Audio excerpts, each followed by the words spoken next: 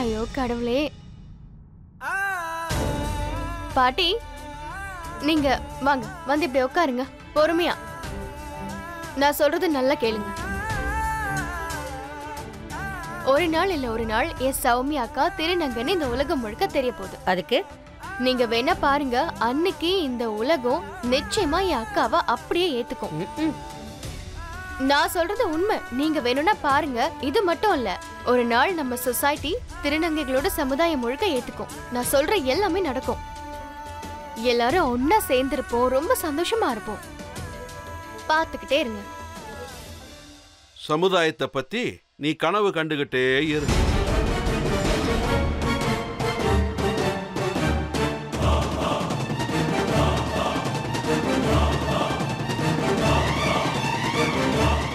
இது என்னைக்கு நடக்காது.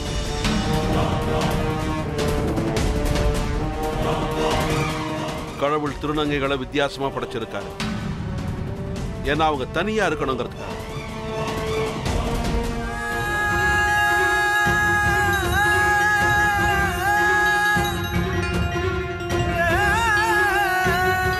அவங்கள உள்ள வரவிடாதீங்க, அப்படியே தடுத்து நிறுத்துங்க. ப்ளீஸ், நான் ஒரே ஒரு தடவை இன்ஸ்பெக்டர் சார் கிட்ட பேசணும். நீங்களா உள்ள வரக்கூடாது.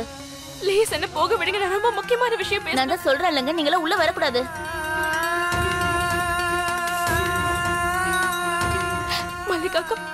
மல்லிகாக்கு ஃபோன் பண்றேன், சுமதிக்கு ஃபோன் பண்றேன்.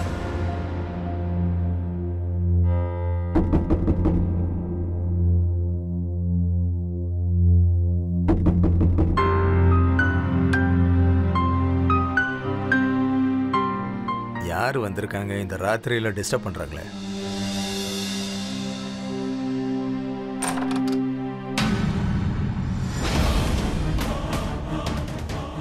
சார் இருக்காரா? என்ன விஷயம் இன்ஸ்பெக்டர்? இந்த ராத்திரியில வந்திருக்கீங்க, என்ன விஷயம்? அது அர்ஜுன் தாஸை பார்க்கணும். அண்ணனா? ஆமா. வாங்க. ரெண்டு பேரும் வெவ்வேறு கண்ணோட்டத்துல பார்ப்பாங்க. ரெண்டு பேரும் சேர்ந்து தான் அப்படியே குடும்பத்தை தாங்குவாங்க. பண்பாடு, கலாச்சாரம் எல்லாத்தையும் சொல்லி கொடுத்து நல்லபடியா வழி நடத்துவாங்க. இன்னொரு உண்மை கூட இருக்கு பிரீத்தி. அவனை நினைச்சா எனக்கும் கோவமா தான் இருக்கு. எங்களுக்குள்ள சண்டை ஆரம்பமாயிடுச்சு. நடக்கட்டும். அவன் நம்மளுடைய புள்ளைங்க, உங்களுடைய ரத்தம். அவன் எனக்கு புள்ள இல்லைன்னு நான் சொன்னேனா? ஆனா அவன் இந்த அர்ஜுன் தாஸோட மகன் அவனை நினைச்சிருந்தான்னா வாயிலிருந்து வார்த்தை உதிர்றதுக்கு முன்னாடி கொஞ்சமாவது யோசிச்சிருப்பான். கண்டபடி பேசியிருக்க மாட்டான். அவன் இன்னைக்கு என்னையே எதிர்க்க ஆரம்பிச்சுட்டான். துப்பாக்கி எடுத்து சுடுற அளவுக்கு போயிட்டான். அப்பேற்பட்ட மகாபாரத யுத்தத்திலேயே அர்ஜுன கிருஷ்ணன் கிட்ட என் சொந்தக்காரங்க எல்லாம் இருக்காங்க, அவங்களோட எப்படி சண்டை போடுறதுன்னு கேட்டான். அதுதான் விதிமுறை, அப்படிதான் வாழ்க்கையில நடந்துக்கணும். ஒருவேளை அவன் என் சொந்த பிள்ளையா இருக்கிறதுனால அவனுக்கு பிடிவாதம் இருக்குன்னா நான் அவனோட அப்ப அவனை விட பல மடங்கு பிடிவாதத்தோட இருப்பேன். டேய் அருண், நான் உன்னோட அப்பன்டா. நான் யாருன்னு உனக்கு காட்டுறேன். இப்ப நம்ம அந்த கடவுளுக்கு தான் நன்றி சொல்றோம். இந்த சாப்பாடை நான் வச்சுட்டு போறேன். என் பையனுக்கு பசிச்சதுன்னா இதை கொடுங்க. ஒருவேளை பசிக்கலன்னா தூக்கி போட்டுருங்க. வா வரும்.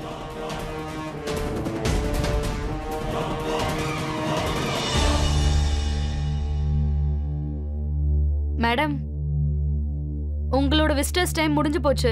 இப்ப கிளம்புங்க. இங்க பாருங்க, இன்னும் ஒரு நிமிஷம் பேச கொஞ்சம் டைம் கொடுங்களேன். என் வைஃப் கிட்ட பேசுறதுக்கு முக்கியமான விஷயம் இருக்கு. சரி, ஒரு நிமிஷம் மட்டும்தான். சரி. இங்க பாரு சௌமியா, என்ன ஆனாலும் சரி நீ கோர்ட்டுக்கு மட்டும் வராத. ஏங்க? இல்ல, நீ அங்கெல்லாம் வரக்கூடாது. ஒருவேளை எனக்கு தூக்கு தண்டனை கொடுத்தாலும் நீ அங்கெல்லாம் வரக்கூடாது, புரியுதா?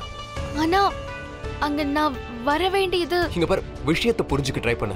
அங்க கோர்ட்ல உன்கிட்ட தேவையில்லாம ஏகப்பட்ட கேள்வி எல்லாம் கேட்பாங்க. அதுவும் ஏடாகுடமா கேள்வி கேட்பாங்க.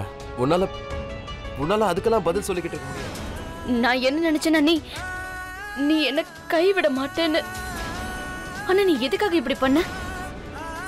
நீ சும்மா இருக்கல்ல? ஆனா நான் சும்மா இருக்க மாட்டேன். நான் என் பையனை கூட்டிட்டு வருவேன். நீ பாத்துக்கிட்டே இரு. நான் போய் என் பையனை கூட்டிட்டு வரேன். நீ இப்ப எங்க போயிட்டு இருக்க? நான் என் பையனை கூட்டிட்டு வரதுக்காக போறேன். நான் இங்க இருக்க மாட்டேன். நான் போய் என் பையனை கூட்டிட்டு வரேங்க. எங்க போய் கூட்டிட்டு வருவ? ஏய், உண்மை கசப்பாதான் இருக்கும். நீ ஓடி போய் கேட்டதை உன் மகனை உன் கையில ஒப்படைச்சு அனுப்புவாங்களா? இது கோர்ட்டுமா, நம்மளோட பெயில் ரிஜெக்ட் ஆயிடுச்சு, அவ்வளவுதான். மறுபடியும் முயற்சி பண்றேன். நான் இங்க இருக்கிறதுனால என் பையன் திரும்ப வந்துருவானா? கையை கட்டி சும்மா இருக்க சொல்றீங்களா? இப்படி வந்து உட்காரு. ஆனா பாட்டி, தைரியமா இருமா. நம்ம எல்லாரும் போய் அருணை பார்க்கலாம். ஆனா அதுக்கு முன்னாடி சௌமியா, அருணை எப்படி விடுவிக்கிறதுன்னு நம்ம கொஞ்சம் யோசிக்கணும் இல்லையா? திடீர்னு இப்படி போனா எப்படி? கொஞ்சம் பொறுமையா இருமா. கொஞ்சம் யோசிக்கிறதுனால என்ன ஆகும்? அந்த கொலைகாரனுக்கு ஜாமீன் கிடைக்குமா? அவர் கொலைகாரன் இல்ல. அவர் கொலைகாரன் இல்ல. அவர் என்ன காப்பாத்தினாரு. அவருக்கு எதுவும் ஆகாது. இப்ப நான் உனக்கு எதுக்கு தேவைப்படுறேன்? நீ ஒரு மருமக, மனைவி, ஒரு அம்மா.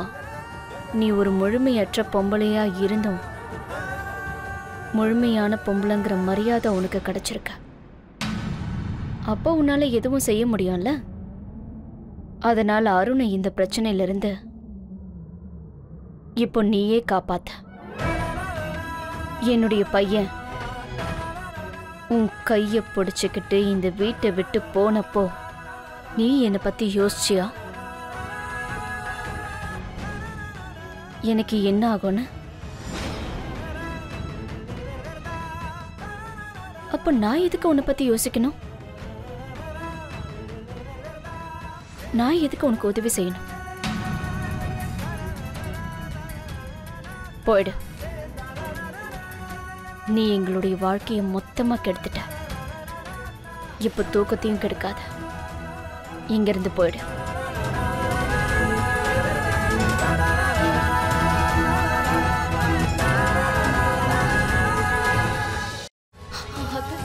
ஏய், இது உண்மையான துப்பாக்கி, டூப்ளிகேட் இல்ல. உனக்கு நம்பிக்கை வரல? என்ன சுட போறீங்களா? சுட போறேன். சுடுங்க. என்னையும் சுடுங்க, அப்புறம் இவங்களையும் சுட்டு கொல்லுங்க. ஆனா நீங்க தப்பிச்சு போகவே முடியாது. நான் சுற்றுமே சொன்ன கேளு.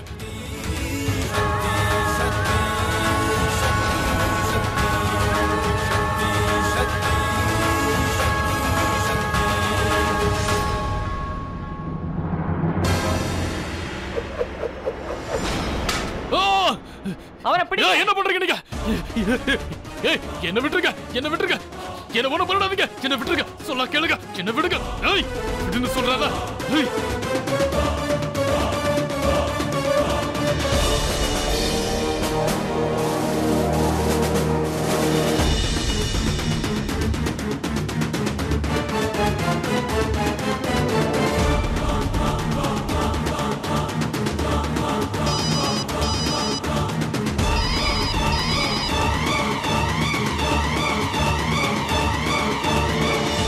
சொல்றா. அர்ஜுன் தான் சார், இங்க பெரிய பிரச்சனை.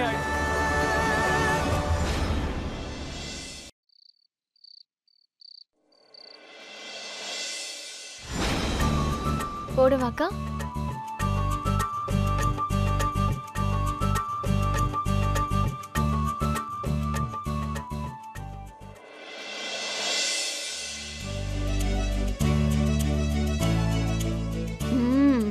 இன்னைக்கு சாப்பாடோட சுவை ரெட்டிப்பா மாறிடுச்சு. அதுக்கு காரணம் அருண் நிரபராதின் விடுதலையாய் வந்த சந்தோஷம். இந்த சாப்பாட்டோட சுவை இருக்கே 4 மடங்கு அதிகரிச்சிருக்கும். ஒருவேளை அருண் 2 பொண்ணுங்களுக்கு புருஷனா வந்திருந்தா ரொம்ப நல்லா இருந்திருக்கும்.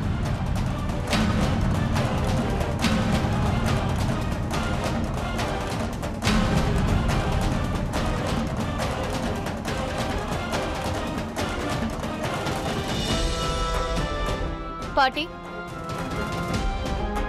உங்ககிட்ட நான் ஏற்கனவே சொன்னல நான் டிவோர்ஸ் வாங்க போறேன்னு. அப்புறம் ஏன் இப்படி பேசிட்டு இருக்கீங்க? எந்த நேரம் எதை பத்தி பேசணும்னு கொஞ்சம் கூட யோசிக்கவே மாட்டீங்களா? பாத்தியா அருண் கண்ணா,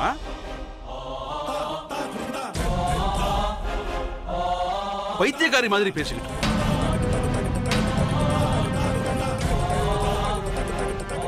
அம்மாடி, கல்யாணம்லாம் விளையாட்டு கிடையாதுமா. அருண் கண்ணா, நீ புத்திசாலி. நீ யாரும் இவளுக்கு எடுத்து சொல்லு.